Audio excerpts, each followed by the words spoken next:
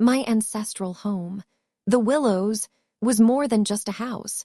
It was a living scrapbook of my family's history. Every creaking floorboard and peeling wallpaper held a memory. I was an artist and renovator, pouring my heart into restoring it, imagining the future within its ancient walls. It was my sanctuary, my legacy, my very soul. Mark, my fiancé, stood beside me, his arm around my waist, as we looked at the architectural plans. We talked about our future here, the life we'd build. He seemed to share my vision, my excitement. His presence felt like a promise, a solid foundation for the dreams I was constructing, brick by loving brick. "Alara, are you sure this is sensible?" My mother, Evelyn, would often say, her voice laced with concern. She thought my art was impractical and renovating an old house a waste. She always pushed for safer choices, ones that felt far removed from the life I truly wanted. Her words, though soft, chipped away at my confidence. One afternoon, while sorting through old mail, I found a bank statement that looked a little off. A small, unfamiliar transaction. I brushed it aside, telling myself it was probably a clerical error or something from Mark's accounts. Still, a tiny seed of unease took root in my mind, too small to acknowledge fully. Mark started suggesting we could finish faster if we cut corners, or even monetize parts of the house for quick income. His words echoed my mother's sentiments exactly. It wasn't about preserving history anymore. It was about efficiency, about money. I felt a disconnect, a subtle shift in his understanding of my dreams. I went to find my grandmother's antique silver locket, a cherished heirloom I wanted to display. It wasn't where I'd left it. When I asked my mother, she just shrugged, saying she must have misplaced it during one of her visits. A cold knot formed in my stomach. That locket was irreplaceable. Passing by the study, I heard hushed voices, Mark and Evelyn. Their tones were intense, low. I caught a fragment. "It's the only way. She won't understand." My heart skipped a beat. I tried to rationalize it, telling myself they were discussing a surprise party or a gift. But the image of their serious faces lingered. My mother's suggestions became more insistent. "Alara, you need financial security," she'd push. "Perhaps selling a wing, or even the whole house, would be best for your future." Her words felt like a vise tightening around my throat. My future, she implied, didn't include my beloved home. A constant hum of anxiety began to settle over me. It was a vague, unsettling feeling like walking on thin ice. I couldn't pinpoint its source, but it shadowed my every thought. My sanctuary, once a source of comfort, now felt like it held a hidden threat. Every creak of the house seemed to whisper secrets. Then I found it. Tucked away in a forgotten drawer, a preliminary sales agreement. My house, the Willows, explicitly named. My blood rang cold. The shock was a physical blow, betrayal sharp and undeniable. My mother, my fiancé, it was all a lie. My sanctuary was being stolen. I would fight them. I would make them pay. The sales agreement felt like a punch to my gut. My hands trembled as I reread the words, each one a fresh stab of betrayal. My beautiful home, my sanctuary, was being sold. Not by me, but by them. The shock quickly turned into a cold, hard knot in my stomach. I felt a fierce determination ignite within me. I would not let them take it. This was my legacy, and I would fight for it. I started my quiet investigation. Every evening, after Mark had gone to bed, I would sit at the old wooden desk, poring over documents. Bank statements, property tax records, my mother's old emails. I looked at everything. My heart pounded with a mix of fear and anger. Each piece of paper felt like a clue in a terrible puzzle, a puzzle I desperately needed to solve. Soon I found them. Unusual transfers, large sums of money moving between Evelyn's accounts and a new joint account with Mark.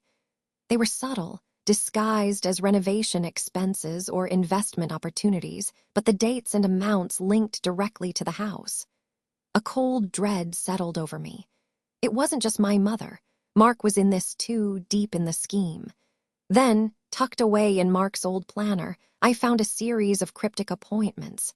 Meeting with R.E., Agent Confidential, Lawyer Apt Willows. The dates matched the suspicious financial transfers. My breath caught in my throat. They weren't just thinking about it, they were actively doing it.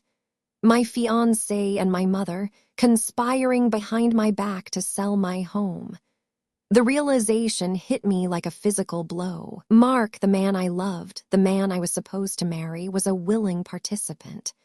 His promises, his loving words, they were all a lie. He wasn't just manipulated, he was driven by his own greed. My heart ached, a deep, hollow pain. The betrayal felt absolute, tearing apart the very fabric of my trust. I decided to test him. "You know," I said casually one evening, "I was thinking about the old oak tree out front. Maybe we should get an arborist to check it before winter, especially if we're planning to stay here for decades." Mark stiffened. He avoided my gaze, muttering something about future plans being uncertain. His evasiveness, his quick change of subject, confirmed everything. He knew, and he was lying. Later, I found an old, hidden journal of my mother's. Its pages revealed a bitter resentment. She wrote about my stubborn independence, my unrealistic dreams for the Willows. She saw my connection to the house as a threat, a barrier to her control. It was not about my well-being, but about her long-held desire to dictate my life. My mother's loving concern was a cruel mask. All those years, her gentle suggestions, her worries about my future, they were all part of a plan. A plan to strip me of my home, my independence, my very identity. The realization was sickening. She wasn't trying to help me. She was trying to dismantle me, fueled by a jealousy I never knew existed. I pressed deeper, and there it was, definitive proof. Forged signatures on a new deed, falsified documents claiming I had agreed to the sale, and a closing date for the Willows just weeks away. The evidence was undeniable. They had not just betrayed me, they had committed fraud. My stomach churned with a mix of fury and fear. Time was running out. The pain of their betrayal was a raw wound, but it no longer paralyzed me. Instead, it fueled a cold, unyielding resolve. I wiped away my tears, my mind already racing. They thought they had won, but they were wrong. I would not be a victim. I would fight back, meticulously planning every step. Justice would be mine, and I would reclaim what was taken from me.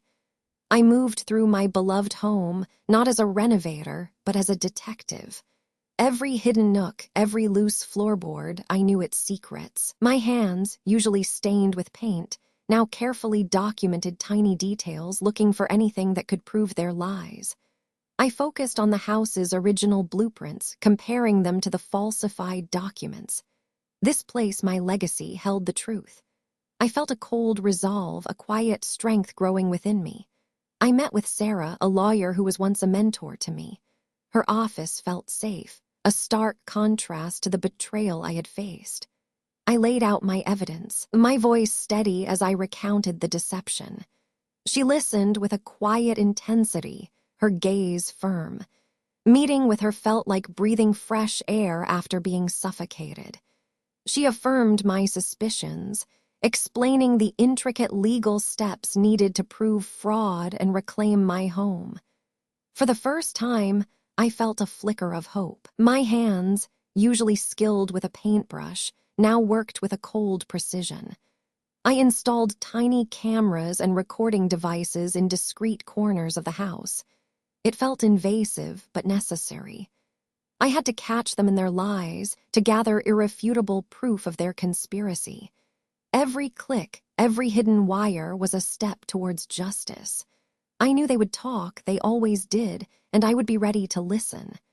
I devised an elaborate trap, a staged meeting disguised as a casual discussion about future renovations. I prepared a decoy document, a fake set of new plans for the Willows, designed to make them overconfident. I knew their greed would make them careless. I watched them take the bait, their eyes gleaming with what they thought was victory. My heart was a stone, unmoved by their false smiles. The day of the meeting arrived. Mark and Evelyn sat across from me, their usual composure in place. The air in the room grew thick with unspoken tension.